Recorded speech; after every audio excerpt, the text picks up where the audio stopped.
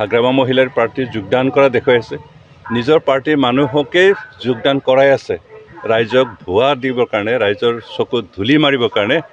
তেওঁ এইবিলাক কৰি আছে কিন্তু তেওঁৰ এই যোগদানবিলাক নাটকীয় যোগদান ইয়াত কোনো বাস্তৱতা নাই সেইটো হাগ্ৰামা মহিলাৰ ডাঙৰীয়াৰ এটা অলিক সপোন কাৰণ তেওঁ সদায় সপোন পুৰিতে থাকে বাস্তৱ কি হয় তাক অধ্যয়ন নকৰে চিন্তা চৰ্চা নকৰে ৰাইজৰ মাজত নাযায় সেইকাৰণে তেওঁ নিজৰ সপোনত থাকি সপোনৰ কথাখিনিকে কৈ থাকে আগন্তুক যি পাৰ্লিয়ামেণ্টাৰী নিৰ্বাচন তাৰ কাৰণে আমি বিজেপি আৰু UPPL যিহেতু আমি জইণ্ট চৰকাৰ চলাই আছোঁ কাউন্সিলতো আৰু ৰাজ্য চৰকাৰ হিচাপে সেইকাৰণে আমি দুইটা ৰাজনৈতিক দল লগ লাগি কাম কৰি আছোঁ এতিয়ালৈকে খুব তুংগত হোৱা নাই কিন্তু তথাপি আমাৰ কাম চলি আছে এতিয়া কোনটো সমষ্টিৰ কাৰ কেণ্ডিডেট থাকিব সেই কথাটো এতিয়ালৈকে সিদ্ধান্ত হোৱা নাই আমি আলোচনা কৰিম কোকৰাঝাৰৰ কাৰ প্ৰাৰ্থী হ'ব দৰং ওদালগুৰিৰ কাৰ প্ৰাৰ্থী হ'ব সেই কথাখিনি আমি আলোচনাৰ জৰিয়তে সিদ্ধান্ত ল'ম কিন্তু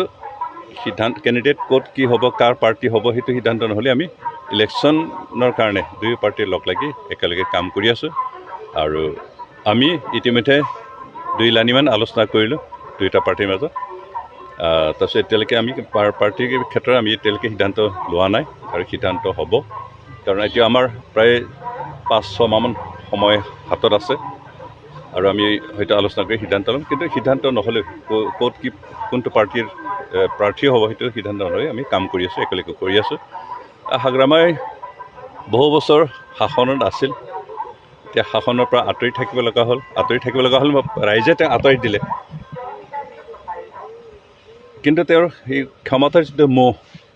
এতিয়াও আছে সেইকাৰণে তেওঁ সেই মোহত সপোন দেখি আছে আৰু সেই সপোনটো কেনেকৈ বাস্তৱত কৰিব পাৰি ৰূপায়িত কৰিব পাৰি তাৰ কাৰণে প্ৰেক্টিকেলি কাম কৰিব পৰা নাই কিন্তু সপোনতে মাত্ৰ তেওঁ কিবা কৰিছে মই বহুত আগবাঢ়ি আছোঁ বুলি আজিৰ দিনত আমি ক'ব পাৰোঁ যে গ্ৰাছৰুট লেভেলত হাগ্ৰামাৰ কোনো কৰ্মী নাই যিসকল তেওঁৰ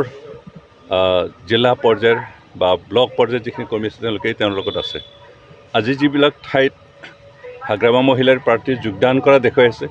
নিজৰ পাৰ্টিৰ মানুহকে যোগদান কৰাই আছে ৰাইজক ভুৱা দিবৰ কাৰণে ৰাইজৰ চকুত ধূলি মাৰিবৰ কাৰণে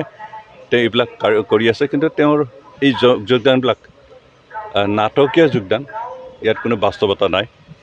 সেইকাৰণে তেওঁ মানুহক ভুলাই কেনেকৈ ৰাইজৰ চিম্পথি আদায় কৰিব তাৰ কাৰণে অপচেষ্টা কৰিছে মই দুবাৰ কৈছোঁ অপচেষ্টা কৰিছে আৰু আমি জানো তেওঁৰ চেষ্টা কোনোদিন ফলৱতী নহয়